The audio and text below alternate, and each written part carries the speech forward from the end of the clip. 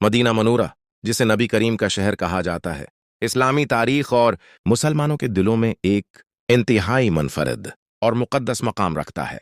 जब लोग मदीना के राज या उसकी खुसूसियात की बात करते हैं तो इससे मुराद वो ईमानी, तारीखी और रूहानी बरक़ात हैं जो उस शहर को दीगर तमाम शहरों से मुमताज़ करती हैं।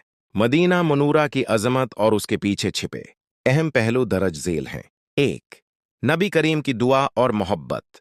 मदीना मनूरा का सबसे बड़ा राज और खासियत यह है कि उसे रसूल अल्लाह की खुसूसी दुआएं हासिल हैं।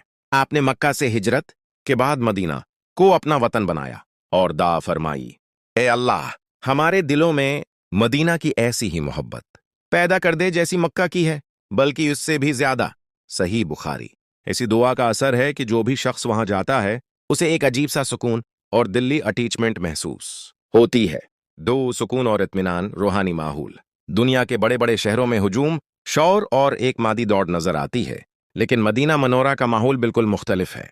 वहां दाखिल होते ही इंसान पर एक बेनाम सा सुकून और रिक्त तारी हो जाती है।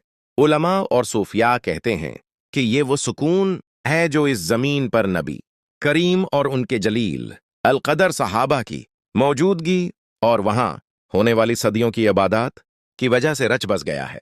3. बरकत का मरकज। नबी करीम ने मदीना के रिज़्क़, फलों खुसूसन निजवा खजूर और पैमानों में मक्का से दगनी बरकत की दुआ फरमाई थी। मादी तौर पर भी यह शहर हमेशा से एक प्रामण और खुद कफील खुदा रहा है। 4.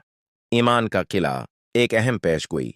हदीस मुबारका में आता है कि क़ियामत के करीब जब पूरी दुनिया में फितनों का दौर दौरा होगा तो ईमान हर जगह से समटकर मदीना में उसी तरह पनाह लेगा जैसे सनप अपनी बल में वापस आ जाता है।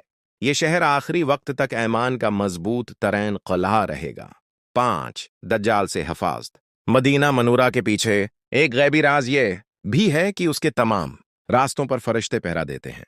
रसूलुल्लाह ने फरमाया कि दज्जाल पूरी दुनिया में मचाएगा, लेकिन वो मदीना मनूरा और मक्का में दाखिल नहीं हो सकेगा।